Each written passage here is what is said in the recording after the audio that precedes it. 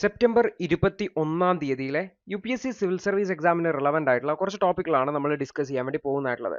അതിൽ ആദ്യത്തേത് IT റൂൾസിലുള്ള ചില അമെൻമെൻറ്റുകളെ ബോംബെ ഹൈക്കോടതി അൺകൺസ്റ്റിറ്റ്യൂഷണൽ ആണ് അല്ലെങ്കിൽ ഭരണഘടനാ വിരുദ്ധമാണ് എന്ന് പറഞ്ഞുകൊണ്ട് അതിനെ സ്ട്രൈക്ക് ഡൗൺ ചെയ്തു. ചില അമെൻമെൻറ്റുകളിൽ അത് ഭരണഘടനാ വിരുദ്ധമാണെന്ന് പറഞ്ഞ് അതിൽ നിന്ന് നീക്കം ചെയ്യാൻ ആവശ്യപ്പെട്ടു എന്ന് പറയുകയാണ് ചെയ്തിട്ടുള്ളത്. അപ്പോൾ നമുക്ക് നോക്കാം എന്താണ് ഈ ഒരു അമെൻമെന്റ്, എന്താണ് ഹൈക്കോടതി അങ്ങനെ പറയാൻ കാരണം, സ്ട്രൈക്ക് ഡൗൺ ചെയ്യാൻ കാരണം, ഭരണഘടനാ വിരുദ്ധമായിട്ട് എന്താണുള്ളത് എന്നുള്ളത്. അപ്പോൾ ബോംബെ ഹൈക്കോടതി ഈ ഒരു ഇൻഫർമേഷൻ ടെക്നോളജി റൂൾസ് 2023 ചില പ്രൊവിഷൻസ്, അതിൽ പ്രധാനപ്പെട്ട ഒരു പ്രൊവിഷൻ എന്ന് വെച്ചാൽ സെൻട്രൽ ഗവൺമെന്റിന് ഒരു ഫാക്ട് ചെക്ക് യൂണിറ്റിനെ സെറ്റപ്പ് ചെയ്യാമെന്നുള്ളതാണ്.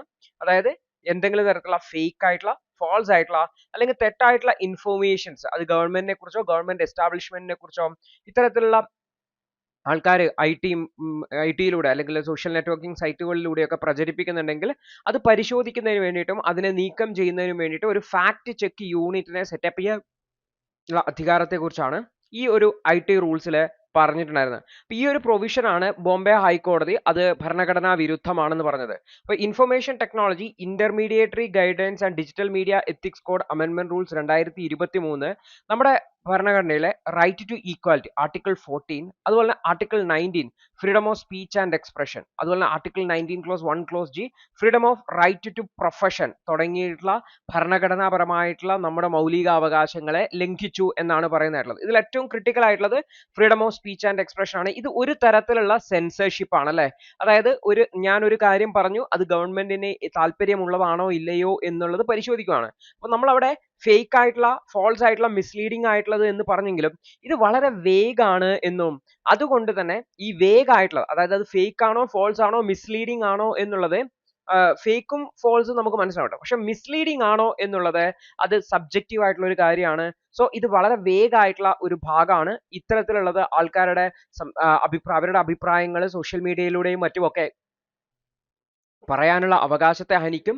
അതുകൊണ്ട് തന്നെ ഈ ഒരു വേഗ് ആയിട്ടുള്ള ഡെഫിനിഷൻ എന്നുള്ളത് ഭരണഘടനാ വിരുദ്ധമാണ് എന്ന് പറഞ്ഞുകൊണ്ടാണ് അതിനെ അമെൻമെന്റിൽ നിന്ന് നീക്കം ചെയ്യാൻ വേണ്ടിയിട്ട് കോടതി ആവശ്യപ്പെട്ടിട്ടുള്ളതെന്നും കൂടി ഓർത്തു വെക്കേണ്ടതായിട്ട്. അപ്പോൾ ബോംബെ ഹൈക്കോടതി, അതായത് നമ്മളുടെ ഒരു നമുക്കറിയാം ഹൈക്കോടതികൾക്കും അതുപോലെ തന്നെ സുപ്രീം കോടതികൾക്കും നമുക്ക് ഈ ഒരു കൺസ്റ്റിറ്റ്യൂഷണാലിറ്റി ചെക്ക് ചെയ്യാൻ വേണ്ടി പറ്റും, ഭരണഘടനയ്ക്ക് അനുസൃതമാണോ വിരുദ്ധമാണോ എന്ന് ചെക്ക് ചെയ്യാൻ വേണ്ടി പറ്റും. അപ്പൊ ഇത്തരത്തിൽ IT റൂൾസ് പലപ്പോഴും വാർത്തകളിൽ വരുന്നതാണ്. IT റൂൾസിൽ, ഇൻഫർമേഷൻ ടെക്നോളജി റൂൾസിൽ ഇപ്പോൾ ഈ ഒരു പ്രൊവിഷൻ ഭരണഘടനാ വിരുദ്ധമാണ് എന്ന് പ്രഖ്യാപിക്കുകയാണ് ചെയ്തതെന്ന് കൂടി ഓർത്തു വെക്കുക. അപ്പോൾ ആ ഒരു പ്രൊവിഷൻസ് ഇനി ലീഗലി വാലിഡ് അല്ലാതെ ആയി മാറും എന്നുകൂടി ഓർത്തു വയ്ക്കേണ്ടതായിട്ട് ഉണ്ട്. അടുത്തൊരു വാർത്ത എന്ന് വെച്ചാൽ തിരുപ്പതി ലഡുവുമായി ബന്ധപ്പെട്ടതാണ്.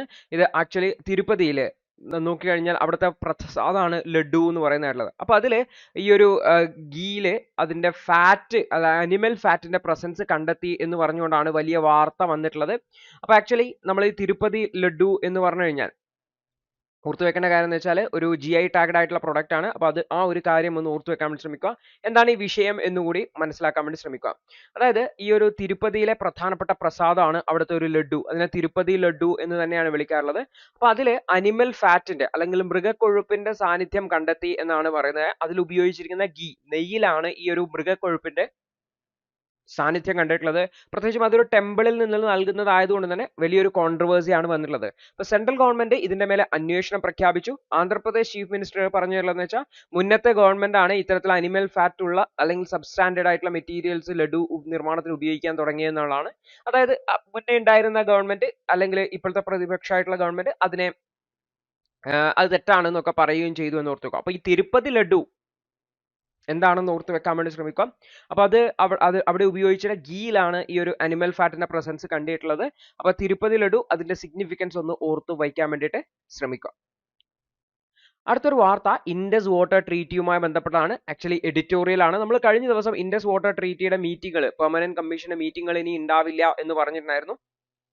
അപ്പോൾ ജാനുവരി 2023 ശേഷം 4ഓളം നോട്ടീസുകൾ പാകിസ്ഥാന് കൊടുത്തെങ്കിലും കാര്യമായിട്ടുള്ള റിപ്ലൈ ഒന്നുമില്ല. അതുകൊണ്ട് തന്നെ ഈ ഒരു പെർമനന്റ് ഇൻഡസ് കമ്മീഷന്റെ മീറ്റിംഗുകൾ ഉണ്ടാവാൻ സാധ്യതയില്ല എന്നാണ് പറഞ്ഞിട്ടുള്ളത്. അപ്പൊ ഇതുമായി ബന്ധപ്പെട്ടുള്ള ഡിസ്കഷൻ എഡിറ്റോറിയൽ ആണ്. നമുക്ക് നോക്കാം എന്താണ് വിഷയം എന്നുള്ളത്. അപ്പോൾ ഇന്ത്യയാണ് ഇത്തരത്തിൽ പാകിസ്ഥാനിൽ നിന്ന് കൃത്യമായിട്ടുള്ള റെസ്പോൺസ് ഇല്ലാത്തതുകൊണ്ട് ഇൻഡസ് കമ്മീഷന്റെ അല്ലെങ്കിൽ പെർമനന്റ് ഇൻഡസ് കമ്മീഷന്റെ മീറ്റിംഗുകൾ ഇനി ഉണ്ടാവില്ല എന്ന് പറഞ്ഞത് 1960 ഇൻഡസ് വാട്ടർ ട്രീറ്റി സൈൻ ചെയ്തിട്ടുള്ളത്. ഇത് പ്രത്യേകിച്ചും കിഷൻ ഗംഗ അതുപോലെ തന്നെ റാറ്റിൽ തുടങ്ങിയിട്ടുള്ള പ്രൊജക്ടുകളെ സംബന്ധിച്ചുള്ള കാര്യങ്ങൾ ഡിസ്പ്യൂട്ടുകൾ വളരെ ഇന്റൻസിഫൈ ചെയ്യുകയും അതിൽ ന്യൂട്രൽ എക്സ്പേർട്ടിന്റെ ഫൈൻഡിങ്ങുകളെ പാകിസ്ഥാൻ റിജക്ട് ചെയ്യുകയൊക്കെ ചെയ്തിട്ടുണ്ടായിരുന്നു. തുടർന്ന് ഈ ഒരു വിഷയത്തിൽ ആർബിട്രേഷൻ പ്രോസസ്സ് നടക്കുമ്പോൾ ഇന്ത്യ ബോയ്ക്കോട്ട് ചെയ്യുകയൊക്കെ ചെയ്തിട്ടുണ്ടായിരുന്നു. അപ്പൊ ഇത്തരത്തിലുള്ള വിവിധ ഡിസ്പ്യൂട്ടുകൾ ഇതിൽ ഇൻവോൾവ് ആയിട്ടുണ്ടായിരുന്നു. മറ്റൊരു പ്രധാനപ്പെട്ട ഡിസ്പ്യൂട്ട് 2007 ബാഗ്ലിഹാർ ഡാം പ്രൊജക്റ്റ് ആയിരുന്നു. 2013 നീലം പ്രൊജക്റ്റ് എന്ന് പറഞ്ഞ ഒരു പ്രൊജക്റ്റും ഇതേപോലുള്ള ട്രൈബ്യൂട്ടറി റിവേഴ്സിൽ ഉണ്ടായിട്ടുള്ള പ്രൊജക്റ്റുകളും ഡിസ്പ്യൂട്ടഡ് ആയിട്ടുണ്ട്. അപ്പൊ ഈ രണ്ട് രാജ്യങ്ങളും തമ്മിലുള്ള ബന്ധം അതിനുശേഷം അത്ര സുഖകരമായിരുന്നില്ല. അതുകൊണ്ട് തന്നെ ഈ ഒരു ട്രീറ്റിയുടെ ഹിസ്റ്റോറിക്കൽ ആയിട്ട് ഒരു ന്യൂട്രൽ സ്റ്റാൻസിൽ നിന്ന ട്രീറ്റി കഴിഞ്ഞ കുറച്ച് വർഷങ്ങളായിട്ട് കുറച്ച് അഗ്രസീവ് ആണെന്ന് പറയാൻ പറ്റും. അതിന്റെ ഭാഗമായിട്ട് ഈ ഒരു ട്രീറ്റിയുടെ മാത്രമല്ല പൊളിറ്റിക്കൽ ആയിട്ടുള്ള അല്ലെങ്കിൽ ട്രേഡ് റിലേഷൻസ് സ്റ്റാഗ്നന്റ് ആയിട്ടുണ്ടായിരുന്നു. അതേപോലെ തന്നെ സീസ് ഫയർ എഗ്രിമെന്റുകളും റൈസിംഗ് വയലൻസിന്റെ അടിസ്ഥാനത്തിൽ അവിടെ ഇല്ലാതാവുന്ന ഒരു സാഹചര്യമാണ്. അപ്പോൾ വരുന്ന ഷാങ്ഹായ് കോർപ്പറേഷൻ ഓർഗനൈസേഷന്റെ മീറ്റിംഗിൽ പാകിസ്ഥാനി ഇൻവിറ്റേഷൻ ഉണ്ട്. ഈ ഒരു സമയത്ത് നമ്മൾ നോക്കിക്കഴിഞ്ഞാൽ അവിടെ ഇന്ത്യയും പാകിസ്ഥാനും തമ്മിൽ ചിലപ്പോൾ ചർച്ചകൾ നടക്കാം. പ്രത്യേകിച്ച് ക്ലൈമറ്റ് ചേഞ്ച് റിന്യൂവബിൾ എനർജിയുടെ മേലെയൊക്കെ ചർച്ച നടക്കുമ്പോൾ ഇൻഡസ് വാട്ടർ ട്രീറ്റി സംബന്ധമായിട്ടുള്ള ചർച്ചകൾ നടക്കുകയാണെങ്കിൽ ചിലപ്പോൾ ഇത് റീസ്റ്റാർട്ട് ചെയ്യാം. അപ്പോൾ എന്തായാലും ഇൻഡസ് വാട്ടർ ട്രീറ്റിയുടെ ഫ്യൂച്ചർ അൺസർട്ടൈൻ ആണ് നിലവിലത്തെ സ്ഥിതിയിൽ. നിലവിൽ ടെൻഷൻസ് വർദ്ധിച്ചു വരുന്നു, അല്ലെങ്കിൽ പ്രശ്നങ്ങൾക്ക് ഒരു സൊല്യൂഷനുള്ള വഴി കാണുന്നില്ല എന്നുള്ളത്, ഇതെന്താവും എന്നുള്ളതിനെ കുറിച്ച് ഒരു ക്ലാരിറ്റി ഇല്ലാത്ത സാഹചര്യം തന്നെയാണ് എന്നും എഡിറ്റോറിയൽ പറഞ്ഞ് നിർത്തുന്നുണ്ട്. ഇതുകൂടി ഓർത്തു വെക്കുക. അടുത്തൊരു വാർത്ത എന്ന് വെച്ചാൽ നമ്മൾ US federal reserve interest rate കുറച്ചതായിട്ട് നമ്മൾ കണ്ടിട്ടുണ്ടായിരുന്നു. അതായത് 50 ബേസിസ് പോയിന്റ് കുറച്ചതായിട്ട് നമ്മൾ മനസ്സിലാക്കിയിട്ടുണ്ടായിരുന്നു. അപ്പോൾ ഇതുമായി ബന്ധപ്പെട്ട് വന്നിട്ടുള്ള എഡിറ്റോറിയൽ ആണ്. അപ്പോൾ US federal reserve interest rate കുറച്ചു, അതിന്റെ ഇമ്പാക്ട് എന്താണ് ഇന്ത്യയെ പോലുള്ള അല്ലെങ്കിൽ ഡെവലപ്പിംഗ് അല്ലെങ്കിൽ എമർജിംഗ് എക്കണോമീസിനെ എന്നുള്ളതാണ് നമ്മൾ മനസ്സിലാക്കാൻ വേണ്ടി പോകുന്നത്. എന്താണ് US ഫെഡറൽ റിസർവ് അവരുടെ ഇൻട്രസ്റ്റ് റേറ്റ് കുറച്ചാലുള്ള അഡ്വാൻറ്റേജ് എന്നുള്ളത്? അപ്പോൾ കഴിഞ്ഞ 4 വർഷമായിട്ട് COVID-19 വന്നതിന് ശേഷം ഇൻട്രസ്റ്റ് റേറ്റ് കൂട്ടിക്കൂട്ടി വരുവാണ്ടായിരുന്നത്. അപ്പോൾ ആദ്യമായിട്ടാണ് 4 വർഷത്തിന് ശേഷം ബെഞ്ച് മാർക്ക് ഇൻട്രസ്റ്റ് റേറ്റ് കുറച്ചിട്ടുണ്ടായിരുന്ന 0.5% ആണ് കുറച്ചത്. 50 ബേസിസ് പോയിന്റ് എന്ന് പറയും. അതായത് 0.50% ആണ്. അതായത് ഒരു 0.01%നെയാണ് ഒരു ബേസിസ് പോയിന്റ് എന്ന് വിളിക്കുന്നതായിട്ടുള്ളത്. അപ്പോൾ 50 ബേസിസ് പോയിന്റ് എന്ന് പറഞ്ഞാൽ 0.50% ആണെന്ന് ഓർത്ത് വെക്കുക. 0.5% കുറച്ചിരിക്കുന്നത്. ഫെഡറൽ ചെയർമാൻ ആയിട്ടുള്ള ജെറോം പോവൽ ആണ് ഇത് ലേബർ മാർക്കറ്റിനെ സ്ട്രെങ്തൻ ചെയ്യാൻ വേണ്ടി സഹായിക്കുന്നു. അതുപോലെ തന്നെ അവിടുത്തെ ഇൻഫ്ലേഷനെ 2% ടാർഗറ്റ് ചെയ്യാൻ വേണ്ടിയിട്ട് പറ്റും എന്നുമാണ് പറഞ്ഞിരിക്കുന്നത്. ഓർത്ത് വെക്കുക. അതായത് നമ്മുടെ രാജ്യത്ത് 4 ± 2% ആണ്. അതായത് 2 to 6% ഇടയിലാണ് ഇൻഫ്ലേഷനെ RBI റീറ്റെയിൽ ഇൻഫ്ലേഷനെ ടാർഗറ്റ് ചെയ്യുന്നതായിട്ടുള്ളത്. ഇതിൽ മീഡിയൻ ഇൻഫ്ലേഷൻ 4% ആണ്. അതായത് ഒരു 4% റേഞ്ചിൽ പോകണം എന്നാണ് നമ്മുടെ രാജ്യം പ്രതീക്ഷിക്കുന്നതായിട്ടുള്ളത്. പക്ഷെ ഓൾറെഡി ഡെവലപ്ഡ് ആയിട്ടുള്ള എക്കണോമിയാണ് US എക്കണോമി. സോ അവരെ ഇൻഫ്ലേഷനെ ഒരു 2%ലേക്കാണ് ടാർഗറ്റ് ചെയ്യുന്നതെന്ന് കൂടി ഓർത്ത് വെക്കണം. അതേപോലെ തന്നെ ഫെഡറലിന്റെ ഓപ്പൺ മാർക്കറ്റ് കമ്മിറ്റി അവരും ഈ ഒരു ഫ്യൂച്ചർ കട്ടുകൾ ഭാവിയിൽ പ്രതീക്ഷിക്കുന്നതായിട്ട് പറയുകയും ചെയ്തിട്ടുണ്ട് എന്നുകൂടി ഓർത്തു വെക്കേണ്ടതാണ്. അപ്പൊ എന്താണ് ഇതിന്റെ ഇമ്പാക്ട് എന്ന് നോക്കാം. അപ്പൊ നിലവില് ഈ റേറ്റ് ഹൈക്ക് ചെയ്തതോട് കൂടിയിട്ട് പ്രത്യേകിച്ചും US ഡോളറിന്റെ ഡിമാൻഡ് വർദ്ധിക്കുകയും ഈ ഒരു US ഡോളറിന്റെ ഡിമാൻഡ് വർദ്ധിക്കുകയും അപ്പോൾ എമർജിംഗ് മാർക്കറ്റുകളിൽ ഇത് കാര്യമായിട്ട് നെഗറ്റീവ്ലി ഇമ്പാക്ട് ചെയ്യുകയും ചെയ്തിട്ടുണ്ടായിരുന്നു. ഓർത്തു വെക്കാം, US ഇൻട്രസ്റ്റ് റേറ്റ് വർദ്ധിപ്പിച്ചു കഴിഞ്ഞാൽ അല്ലെങ്കിൽ ഏത് ഡെവലപ്ഡ് എക്കണോമിയിലും ഇൻട്രസ്റ്റ് റേറ്റ് വർദ്ധിപ്പിക്കുകയാണ് ചെയ്യുന്നതെങ്കിൽ അണ്ടർ ഡെവലപ്ഡ് ആയിട്ടുള്ള അല്ലെങ്കിൽ ഡെവലപ്പിംഗ് ആയിട്ടുള്ള കൺട്രീസിൽ നെഗറ്റീവ് ആയിട്ടുള്ള ഇമ്പാക്ട് ആണ് ഉണ്ടാവുക എന്ന് കൂടി ഓർത്തു വെക്കേണ്ടതായിട്ടുണ്ട്. ഉദാഹരണത്തിന് ഒരു സിമ്പിൾ ഉദാഹരണം പറഞ്ഞു കഴിഞ്ഞാൽ അമേരിക്കയിലെ ഇപ്പോ അവിടെ ബാങ്കുകളിൽ നിന്ന് നമുക്ക് ലോൺ എടുക്കാൻ വേണ്ടി പറ്റും. അവിടുത്തെ ലോണിന്റെ ഇൻട്രസ്റ്റ് റേറ്റ് 3%, 4% ഒക്കെയാണ് അവിടുത്തെ ബാങ്കുകളിൽ നിന്ന് ഇൻട്രസ്റ്റിൽ നമുക്ക് ലോൺ കിട്ടുക.